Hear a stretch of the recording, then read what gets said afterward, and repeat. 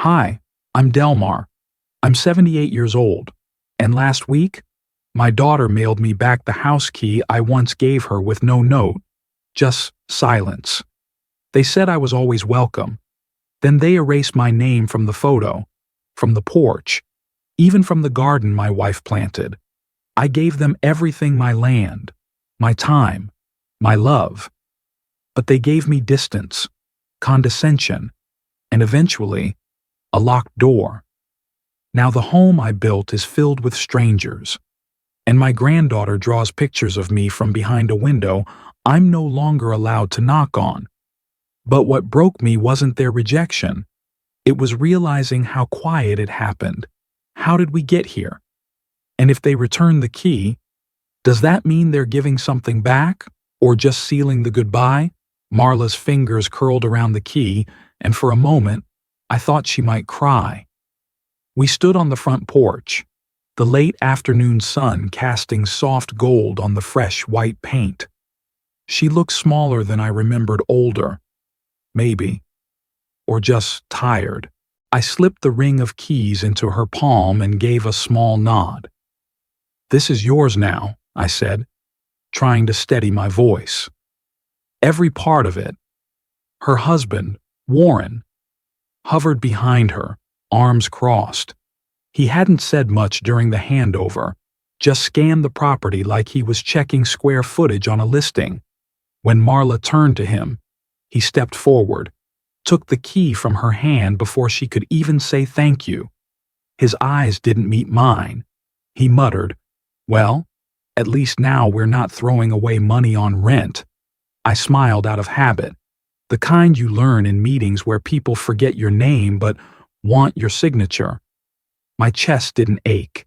It just felt empty, inside. The new house still smelled of fresh drywall and varnish. The floors gleamed. I remembered the nights I'd stayed late here after work, patching, sanding, painting, hoping it'd be everything she dreamed of. But standing there now, it didn't feel like a gift. It felt like something I'd handed over and lost all at once. Dinner that night was quiet. Marla made spaghetti, her sauce always a little sweet, like her mother's used to be. The three of us sat around the island in the open kitchen. Warren scrolled on his phone between bites. He finally looked up, chuckled, and nodded toward me. "Delmar's always around. Huh, you'd think retirement came with an invisible cloak. Then, as if it was just a funny afterthought, just takes up space, right?" Marla forced a laugh, eyes darting between us. She didn't say anything. I reached for my mug of coffee. My hand trembled slightly. I hoped they didn't see it. They changed the subject quickly, something about internet speeds or curtain rods. I stopped listening. I couldn't shake the tone in Warren's voice. The way it peeled at something inside me I hadn't realized was still tender. Later that evening, I went down to the basement. The air was cooler there. The stairs creaked beneath me, each step familiar from weeks of hauling tools up and down. My toolbox still sat on the counter. No one had touched it.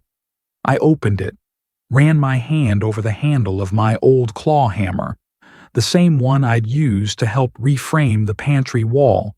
I picked it up, held it, then gently placed it back. The light flickered overhead. For a second, I could almost hear Eunice laughing, her voice echoing through the hall as she painted the kitchen walls pale green. That was 20 years ago, in a house we built together. Not this one. But Warren's words stayed louder than her memory. "Just takes up space." I turned off the light and climbed the stairs. My apartment was darker than usual when I got back. I didn't turn on the lights. Just dropped my keys in the bowl by the door and stood in silence. On the mantel sat an old photo, Eunice holding baby Marla. Both of them beaming, bathed in summer light, I whispered. Did I raise her too softly? The question lingered. I sat at my desk, pulled out my notebook, and began to write something about inheritance, or sacrifice. I don't remember the words now. I only remember stopping halfway through a sentence, staring out the window at the empty parking lot below. The next morning, I woke early, made coffee, and checked my phone. A message from Marla. "Thanks again for everything. Dad short, polite, no mention of Warren." I read it twice, maybe 3 times. A few minutes later, another text arrived, this time from Warren. "We'll let you know when we need help moving more stuff." Just like that. No thank you. No name. No warmth. I set the phone down slowly, like it might break. Then I sat back in my chair and looked around my little apartment. The carpet was frayed in one corner. The radiator made that knocking sound again. And for the first time, the house I gave them didn't feel like a gift. It felt like a deal. And I wasn't part of it anymore. 2 mornings after I handed over the house keys, I pulled into the driveway again, this time with something small but meaningful in the passenger seat, an old wooden frame I'd found tucked in a shoebox marked kitchen. Inside it was a photo I'd taken in '91, Marla, maybe 10 then, wearing her mother's apron, holding a bowl of pie filling, both of them smiling like summer could last forever. I didn't call ahead. I figured, being family, I didn't need to. As I stepped into the living room, I stopped short. The entire space had been reconfigured. The couch now faced a wall-mounted TV that hadn't been there before. The side table with the lace doily was gone. But what struck me hardest was the absence of the chair, Eunice's chair. That floral, worn armrest recliner she'd spent hours in, reading, quilting, watching birds out the window. Gone. "Warren," I asked, glancing around, "where's the chair that was here?" He barely looked up from his tablet. "Didn't match the new layout," he said, shrugging. "We gave it away." I stood there a beat too long, then nodded. "Right." I walked toward the back porch, needing air. Out there.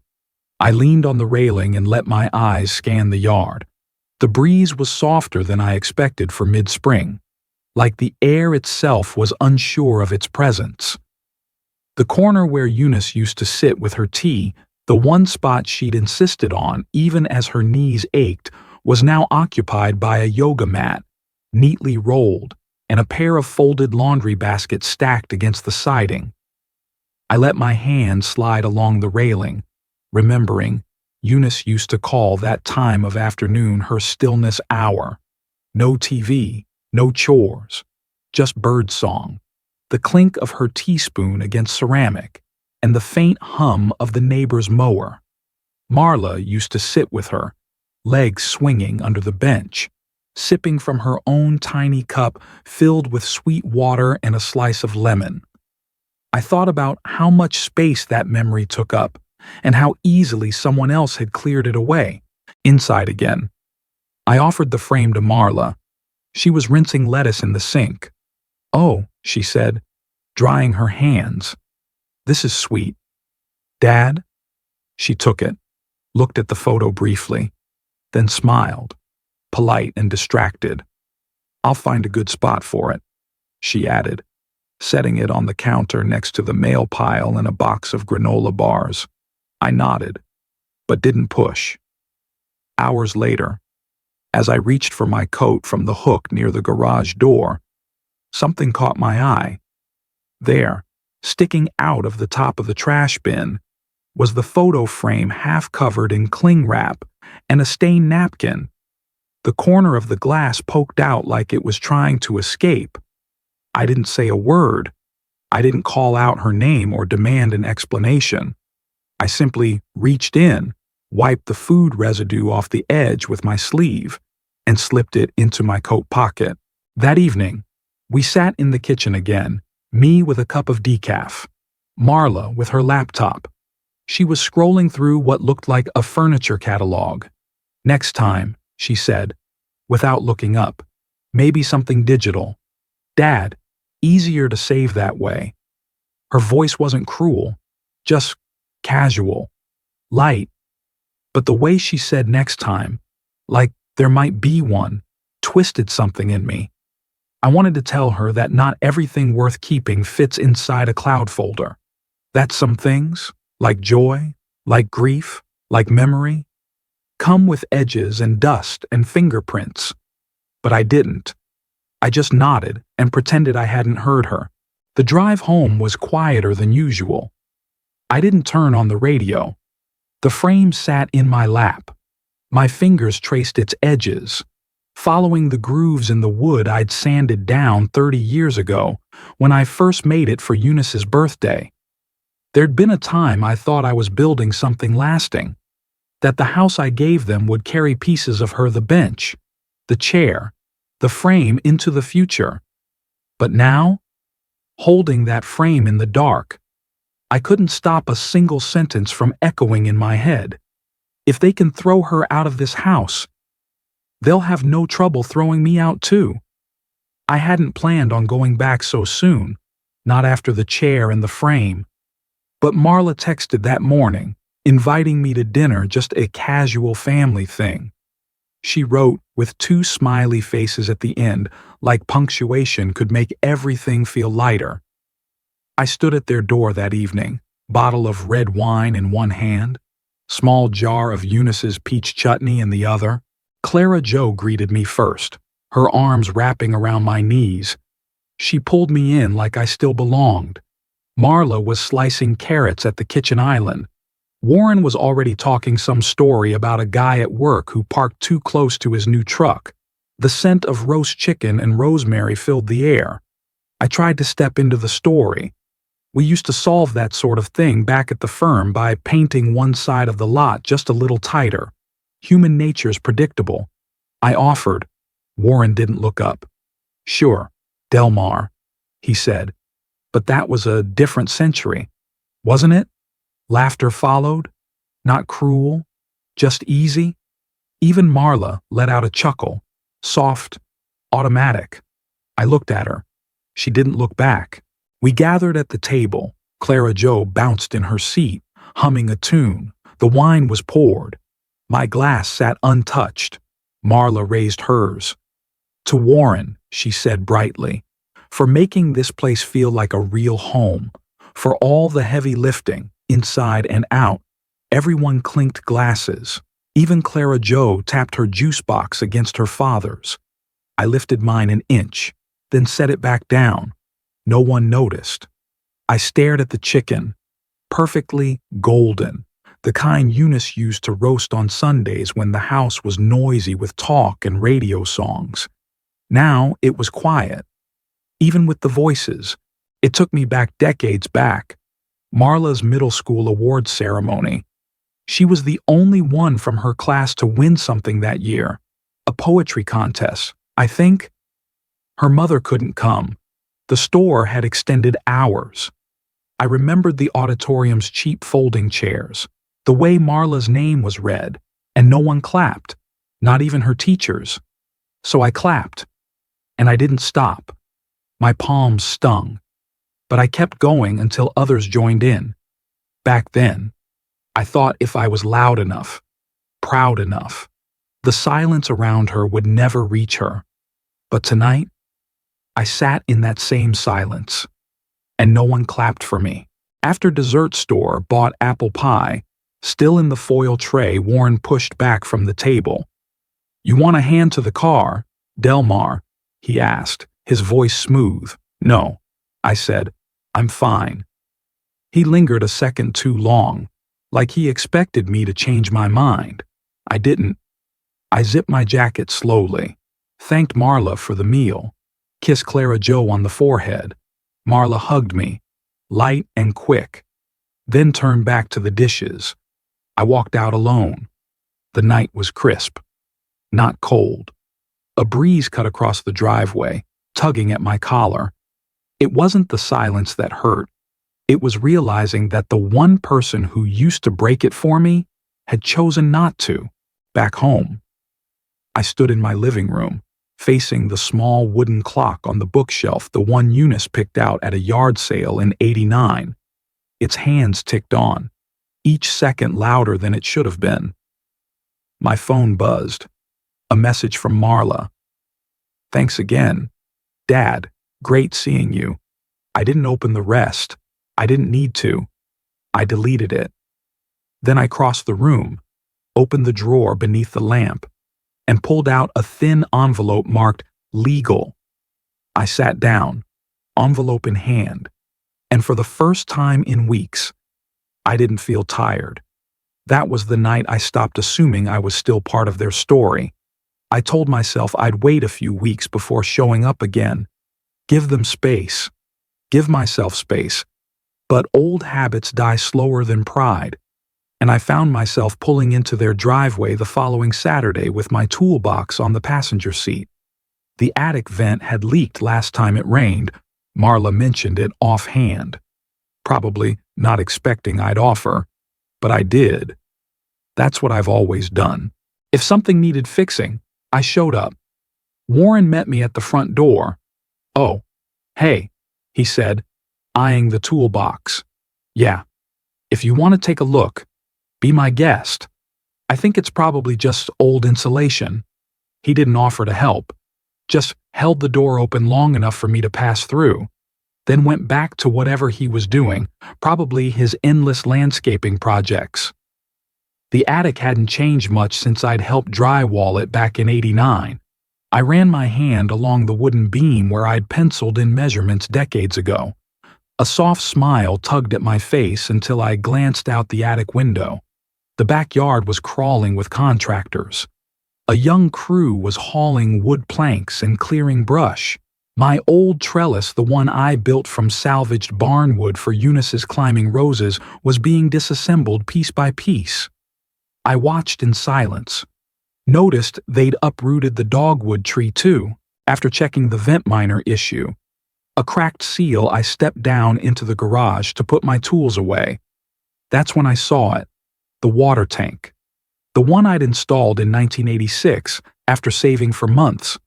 Back when Marla was still in high school and every dollar counted, it had outlasted 2 major repairs, survived a basement flood, and kept their showers hot even in the worst winters.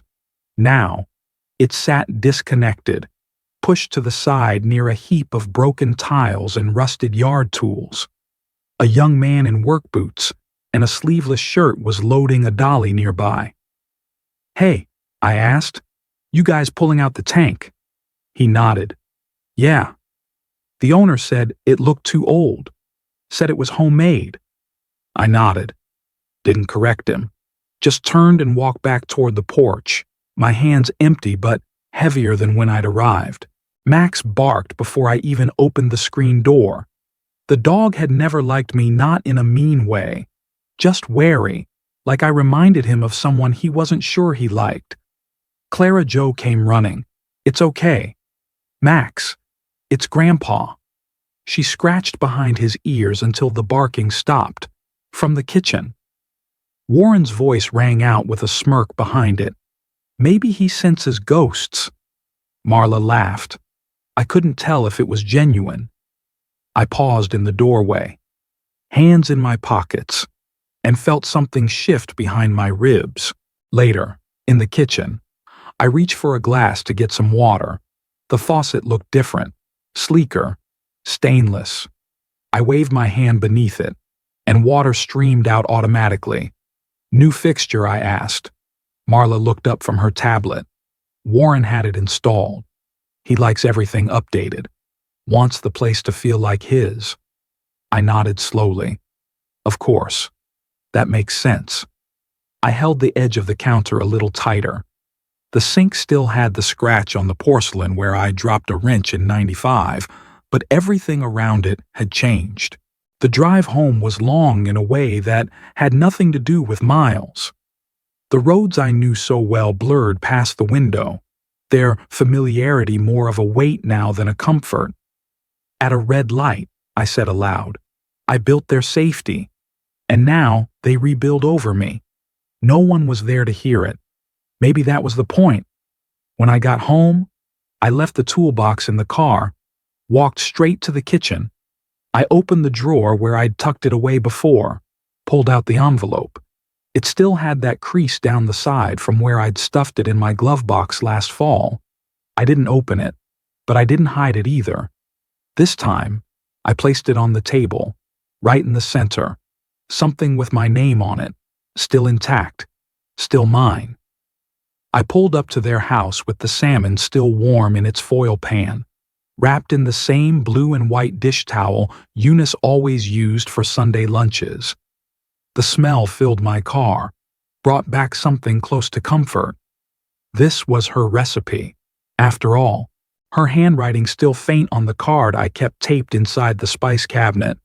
Marla greeted me with a quick side hug. She looked polished, tense.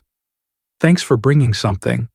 "Dad," she said, already turning to check the oven. Warren's parents were here, along with his sister Natalie and her fiancé, a tall man with perfect posture and a handshake like a job interview. I moved toward the kitchen, unwrapping the foil with care. Warren stood near the fridge, nodding. "Oh, salmon," he said. "Nice touch." Then, almost casually, he opened the freezer and pulled out 3 frozen pizzas. He placed them on the counter like nothing happened. "These bake quicker, and the kids love 'em," he said, already preheating the oven. I looked at the salmon, still steaming, still honest. He slid it into the back of the fridge. The moment passed, but something inside me didn't. Brunch unfolded like a rehearsal dinner. The table was set with cloth napkins, place cards, and mismatched smiles. Clara Jo wore a bow too big for her head. Marla introduced everyone, her voice high, practiced. "This is Warren's sister Natalie, and her fiancé Todd, he's in software." They all nodded. She turned to me. "And that's my—" There was a pause, just long enough to feel. "That's my dad." Todd smiled. "You don't look like a salmon guy." Laughter. I forced a smile, lifted my coffee. "Guess I fooled you." Even Clara Jo giggled, oblivious. I sat through stories about Warren's business, Todd's proposal in the Catskills, and a joke about HOA fees that made everyone roar. No one asked me anything, not once. I used to be the one who carved the roast, refilled glasses, told the same stories about Marla's spelling bee win. Now, I just sat there, nodding, hoping my silence wouldn't interrupt. After the plates were cleared, Marla clapped her hands. "Let's get a group photo while everyone's still here." Warren set up his phone on a tripod. "Okay, let's start with the core group." I rose from the armchair, started to move behind the couch where they were arranging. Warren glanced my way. "Let's get one of the core group first," he repeated, louder this time. I froze. Marla didn't look at me. They all smiled for the camera. Clara Jo waved. I backed away, into the hallway, watched the flash go off from a distance. They didn't call me for the second photo, or the third. I stood there, still holding the salmon towel, back home.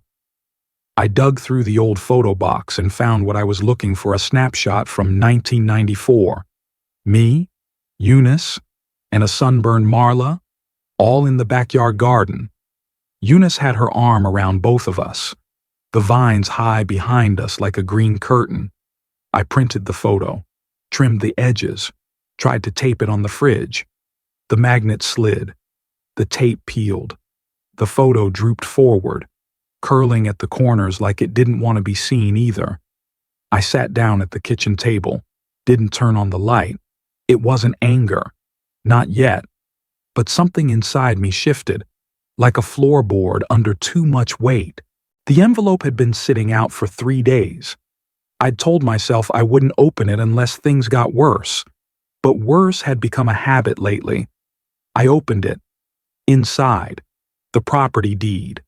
Still in Marla's name, just as we arranged years ago when I thought it'd be a gift, a foundation. But I'd included a clause, a reversion clause. Warren wouldn't know what that meant. I barely remembered the lawyer's face now, but I remembered his words. "It doesn't mean you have to take it back. It just means you can. I held the paper longer than I meant to, ran my thumb over my own signature. Maybe I hadn't given it all away after all. The paper lay flat under my fingers, smoother than memory. I traced the line where my signature curved at the bottom of the deed, eyes settling on the clause I had nearly forgotten. It wasn't standard. I'd asked for it during the final meeting with the lawyer after Eunice's funeral. My mind had been fogged with grief and dust, but I'd spoken with strange clarity. I want a clause, I said, that protects what this house is meant to be. If ever it stops being a home, I want the right to take it back. It wasn't vengeful, just specific. The lawyer raised an eyebrow but scribbled the terms. Now, decades later, I reread every word. The clause still stood. Reversion based not on payment, but on personal fulfillment, continued use of the home in alignment with the grantor's family intention and emotional legacy. It was odd, but binding. I called Gregson, an old friend who'd once bailed me out of a roofing dispute in '97. Yeah, he said, still holds, especially in this state. You want to enforce it? I didn't answer right away, just checking. That night, I didn't sleep much. I wrote instead, in my journal, not revenge, protection, for what she wanted this home to be. The next morning, I sat at my desk and typed Lancaster Transitional Housing into the search bar. Halfway down the page, a name caught my eye. Ray's Hope Haven. I clicked. The logo was modest. The mission clear short-term housing for women and children in crisis. The name Ray. It wasn't common. I called the number. A receptionist with a kind voice answered. I explained I had a property to discuss a possible donation. She transferred me to Aileen Voss, the director. We agreed to meet that afternoon. I dressed in slacks and a button-down, picked up a folder with the deed, drove across town to a modest brick building with flower boxes on the windowsills. Aileen greeted me in a gray cardigan and soft eyes. You're Mr. Quinn. I nodded. Delmar. My wife was Ray Quinn. Her eyes lit. Your wife helped name this place. I blinked. She volunteered here, helped organize donations when we were just starting. She said she didn't need credit, just wanted her name to mean safety to someone. We sat down. I opened the folder. I want to transfer the property's usage rights to the shelter. I said, it's still in my daughter's name. Technically. But I have a clause. Aileen read it, slowly, then looked up. We don't usually get offers like this. Are you sure? I nodded. I've never been surer. The following morning, a shelter staff member named Hugo drove to Marla's neighborhood in a gray Prius. He wore a name badge and carried a clipboard. He parked along the curb and began taking photos of the property exterior siding, access ramps, general layout. Warren spotted him from the kitchen and came out fast, wiping his hands on a dish towel. Hey, what are you doing? Hugo turned calmly. We're conducting a site review for potential transitional housing. Warren stiffened. This is a private residence. I understand. Sir, we were told to begin site prep pending verification of the clause. What clause? Hugo handed him a form. The property isn't fully yours. The deed has a reversionary condition that's now been triggered. Warren read the paper once, then again. His voice dropped. Triggered by who? But Hugo had already stepped back into the car. That afternoon, I missed a call from Marla. Didn't answer. Didn't listen to the voicemail. Instead, I sat at the kitchen table. The printed transfer form from the lawyer's office lay in front of me, signature line waiting. My pen was already uncapped. I hadn't planned to stop by that morning. The garden tools were in the back seat, ones I'd cleaned the night before, with every intent of dropping them off later in the week. But something gnawed at me. Something quieter than anger and louder than guilt. Maybe it was time to see if the silence had lifted. I pulled up to the curb, parked just beyond the driveway. The keypad by the side gate blinked red when I entered my code. Once, twice. I tried again, slower, still nothing. I waited. 10 minutes. A neighbor walking her dog passed by, nodding politely. "Need a hand?" she asked. "No, no," I replied, trying to laugh it off. "They must have changed the system. Happens, right?" Her smile faded a little, and she kept walking. Eventually, I texted Marla. She opened the door 10 minutes later, hair tied back, hands damp from dishes. "Oh, I didn't know you were coming," she said, polite but off balance. "I just brought by the tools," I replied, holding up the bag. Warren passed in the background without a glance. Clara Jo ran to the doorway and hugged my knees. "Hi, Grandpa." "Look what I made," she said, holding a construction paper tulip. I handed her a real flower pot. "Trade." She beamed. Marla took the tools, said, "Thanks," and turned inside. I followed, slower. The hallway smelled different, not bad, just not familiar. I glanced toward the guest room, Eunice's old room. There was a sticky note taped to the door, "Storage 2." My chest tightened. I knocked gently and peeked in. The bed was gone. Shelves stacked with boxes lined the walls. "What happened to the quilt rack?" I asked, voice even. Marla stepped beside me, arms folded. "We're optimizing space. Clara Jo's toys were taking over everything." "That was your mother's room," I said quietly. Marla didn't blink. "It was a room. Dad." I walked toward the kitchen. The hallway was brighter than I remembered, and colder. As I entered, I noticed the photo wall. Only Warren's family, his parents, their vacations, his sister's wedding. A row of neatly framed snapshots. I stepped closer. One frame held a barbecue shot. I was in it, slightly, blurred and off-center, near the edge like a shadow mistaken for a man.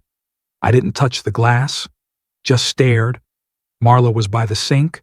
"Want coffee?" "No," I said. "I should go." I didn't wait for her reply. Back in my apartment, I shut the door behind me and leaned against it for a moment. The bag of tools rested beside the table. I walked over to the folder that had sat there all week, opened it. The transfer form from the lawyer, still unsigned.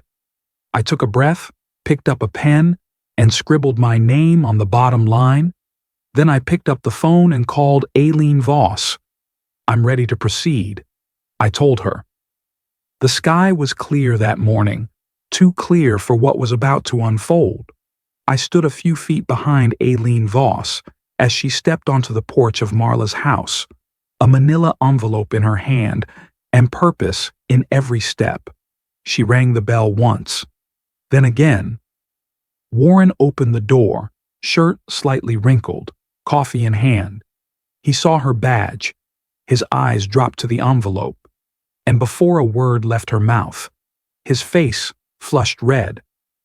"What's this formal notification?" Aileen said, her voice calm. "The shelter has approved transitional use of this property per the reversion clause." He stared at her as if she'd handed him a court summons. "You can't be serious." Marla appeared behind him, hair still damp from a morning shower. What's going on before either of them could press further? I stepped forward. I wasn't angry. I wasn't shaking, just present. Warren's eyes narrowed. "You went behind our backs." I shook my head slowly. "No, I went behind what you were becoming." Silence. From the hallway, Clara Jo ran in, holding a stuffed bear by one ear. She stopped when she saw us all gathered there, the tension thick enough to taste. "Grandpa," she asked softly. I smiled gently. "Everything's all right, sweetheart." But it wasn't. Not yet. We moved inside. Warren didn't offer me a seat. Aileen set the envelope on the coffee table and began to explain. She laid out the terms of the reversion clause, the shelter's mission, and the transition plan. Warren kept interrupting, getting louder each time. "This is our house," he barked. "You can't just swoop in." And I opened my folder, handed him a copy of the deed. My copy. "Take your time," I said. He flipped through the pages, eyes scanning faster than they could comprehend. This clause isn't even normal," he said. "It's sentimental language. It can't be enforced." Aileen replied before I could. "Actually, in this state, intent clauses are enforceable under trust-based agreements. It's unusual, but legal." Marla hadn't said a word. Her hands trembled slightly as she reached for the papers. "Dad," she whispered, "you really went through with this." I looked at her. She looked like the girl who once brought home a drawing of a turtle in second grade and cried when I accidentally folded it. "I tried to bring peace," I said. "I offered time. I offered space. I waited." She swallowed hard, lips parting, but no sound came out. Warren turned his back and stormed upstairs, footsteps sharp and childlike. Marla stood motionless for a moment, then walked slowly out onto the porch. I followed. We stood there, side by side, staring at the garden that no longer held Eunice's roses. "This house was never yours," I said quietly. "It was never meant for dominance. It was meant for peace. If I can't live in it without shame, then I'll make sure someone can with dignity." She blinked hard, hands curled into her sleeves. "I don't even know what to say anymore," she murmured. "Then don't," I said. "Let your actions say the rest." She didn't move. Clara Jo appeared in the doorway, confused, hugging her bear tighter. That afternoon, I drove home slower than usual. The radio played low in the background. I hadn't turned it on in weeks. A familiar tune drifted through the speakers, something soft, with a waltz tempo. Eunice had loved that song. We danced to it once in the kitchen, barefoot on linoleum, laughing like we didn't owe the world anything. I didn't cry, but my fingers tapped the steering wheel to the beat. When I pulled into my driveway, the sun was dipping low. I stepped inside, dropped my keys in the bowl, and checked the phone. One voicemail. Marla's voice.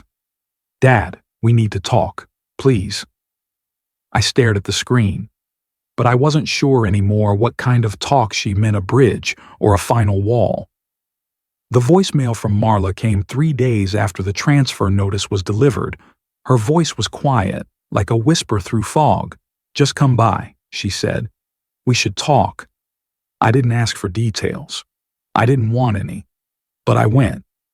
She was already on the porch when I arrived. The spring breeze carried the scent of trimmed grass and something faintly citrus. Marla sat curled into one corner of the swing, a mug cupped between her hands.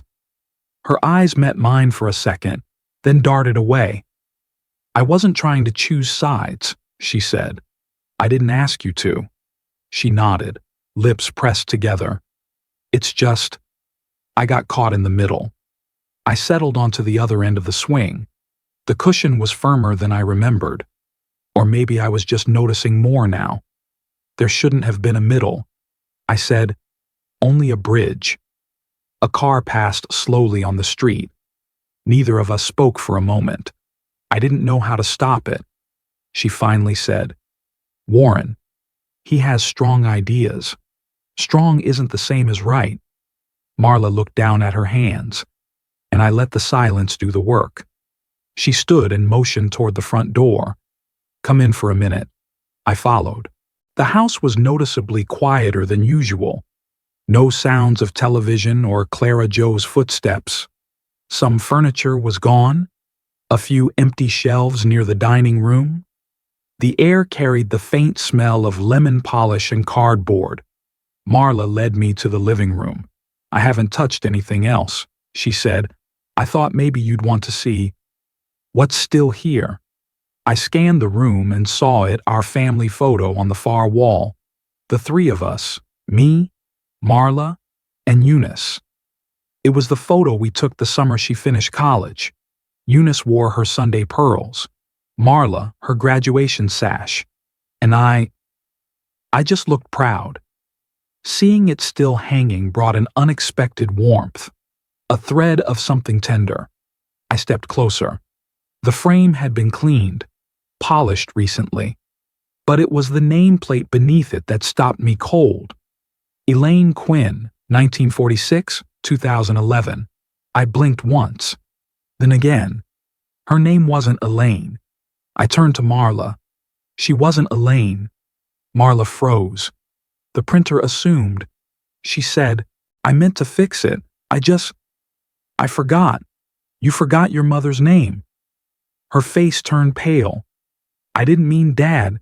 I didn't mean it's not just a name." I said, "Quieter now. It's the only thing left that can't be taken off a wall." Marla reached out. "Let me call and fix it today." I looked at her, but not with anger. I was past that. I was just hollow. "I'll take it," I said. She hesitated. "What?" "The photo. The frame. I'll take it now." I moved through the kitchen without waiting. The air in there had changed too. It smelled like garlic and plastic wrap.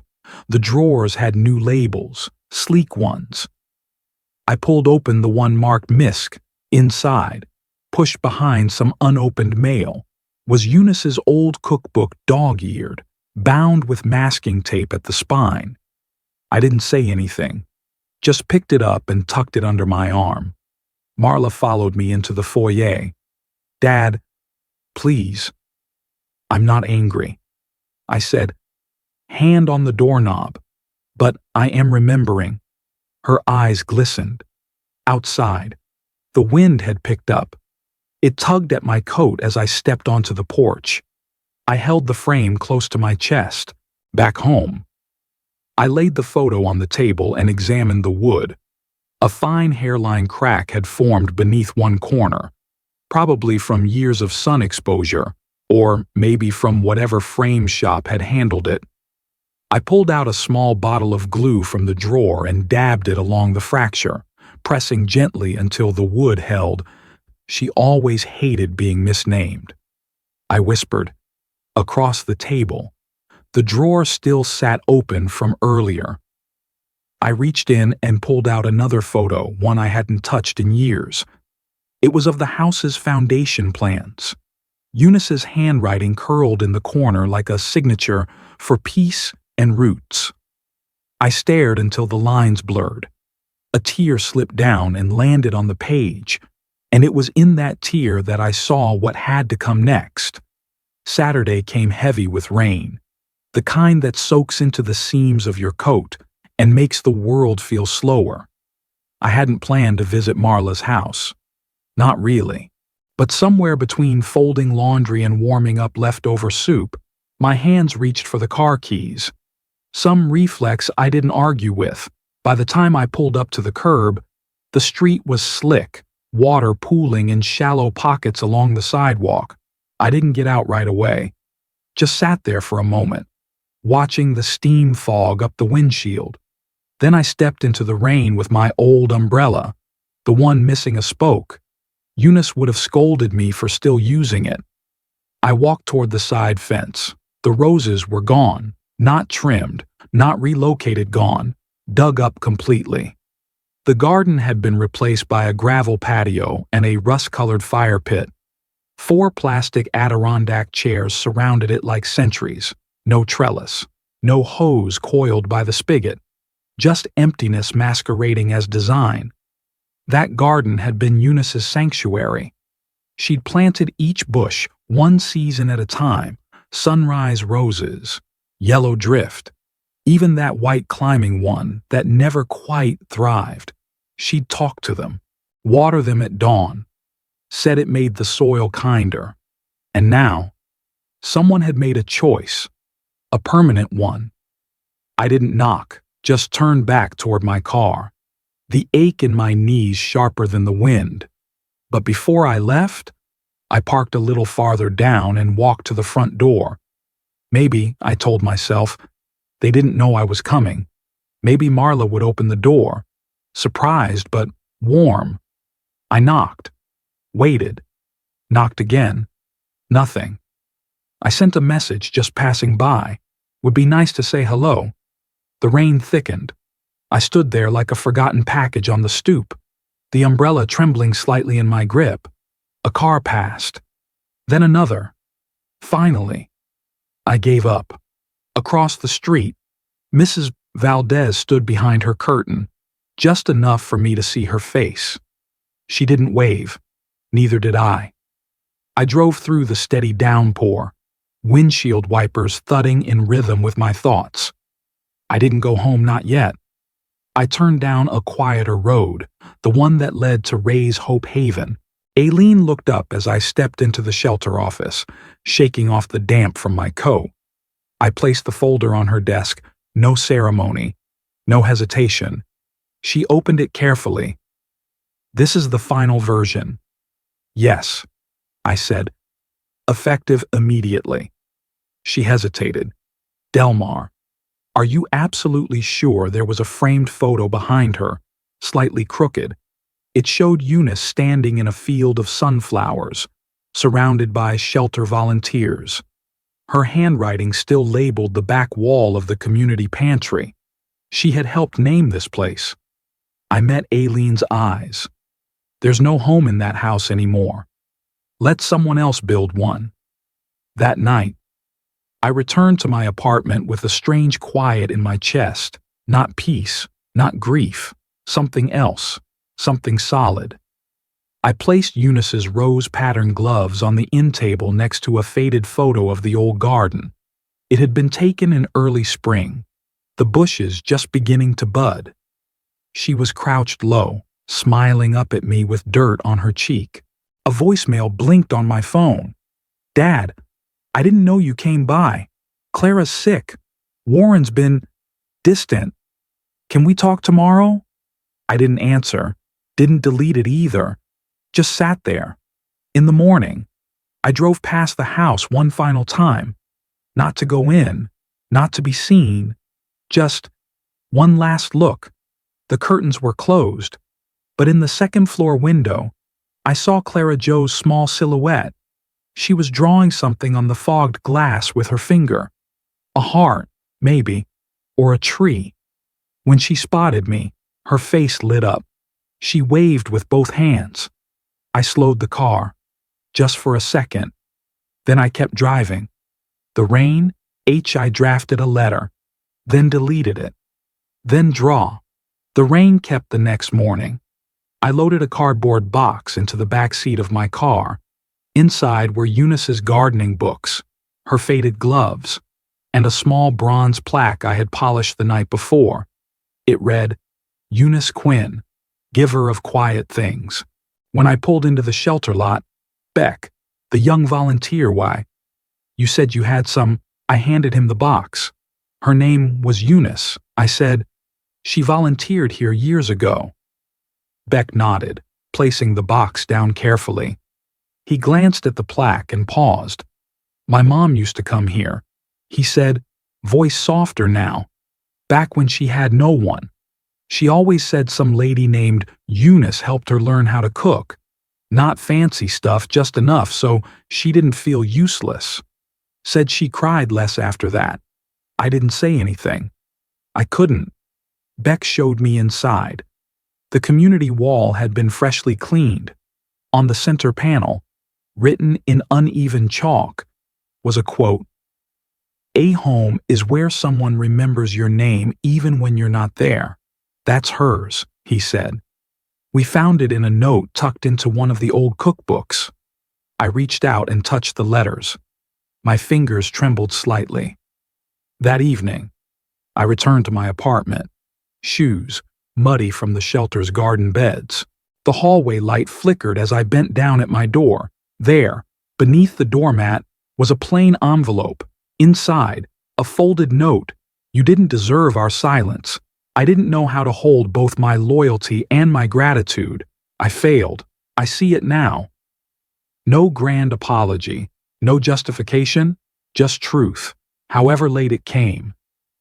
I sat at the kitchen table, the envelope beside my teacup. I didn't cry. I didn't smile either. Later that night, I lit a candle and placed it on the shelf next to Eunice's framed photo. The flame flickered against her smile, casting soft gold across the glass. From the window, I could see the faint glow of the shelter's sign in the distance, a symbol of something reclaimed, not taken. On the table was Clara Jo's drawing, mailed a week ago in a crayon-decorated envelope. Grandpa's garden, it read, the letters shaky but proud. There were no roses yet, just the outline of where they'd grow. The envelope was soft in my hand, like it had been handled with care and hesitation. I recognized the handwriting before I even opened it. Marla's loops were still small and neat, like the notes she'd leave on the fridge as a teenager. No return address, just my name. Inside, cushioned by a thin layer of bubble wrap, was the key. No note, no apology, just the key. It was the same one I'd given her when I signed the house over. Same brass, same smooth edge worn by years on a keychain, still looped through the ring I'd added back then, the one engraved with Eunice's name, Emily, always home. I sat on the edge of the couch and just held it. My thumb traced the letters slowly, again and again, until they felt like part of my skin. By noon, the sky turned the color of tin and the clouds hung low. I drove out to Ray's Hope Haven with the key still in my coat pocket. Beck was in the garden when I arrived, his sleeves rolled, dirt under his nails. A patch of freshly turned soil was waiting. Beside it stood a simple wooden sign, hand-painted in white Eunice's corner for all who've been pushed aside. He looked up and smiled. "Saved the first bulb for you," he said, offering a small rose starter wrapped in moist burlap. "We figured you'd want to plant it yourself." I kneeled down slowly. My joints reminded me they were older than this garden, but my hands still knew how to make space in the earth. As I dug, I whispered, "Not for anyone else, but for me? You start with one. You always did. I guess I can too." I pressed the roots gently into the ground, patted the soil back in, and leaned back. Beck didn't say anything. He just watched like I was doing something important, and maybe, in some small way, I was. That night, after dinner, I sat at my desk and pulled out my phone. I recorded a voice message for Clara Jo. No scripts, just words from somewhere deeper. "Hey, sweetheart," I began. "Thanks for that drawing you sent. I put it next to Grandma's picture. You made her roses look better than they ever did in real life." I told her about the garden at the shelter, about the new sign, about planting something in memory instead of stone. I didn't mention her parents, didn't mention anything gone wrong, just stories, just a man remembering love and letting it grow again. "One day, you'll have a key too," I said at the end, "but not for a house, for a garden, one you plant yourself, for people who need the shade." Then I ended the recording and sent it. Afterward, I reached for the old wooden memory box on the shelf. Inside were Eunice's gloves, rose-patterned fabric faded now, and the house deed, stamped void in red ink across the top. I added the key, closed the lid, locked it, put it away. Outside, rain had begun to fall, soft against the windows. I didn't rush to close the blinds. I sat still and listened to the sound. Let it fill the room. It didn't feel like something ending, It felt like something returning. Some doors are meant to close. Others, you grow under.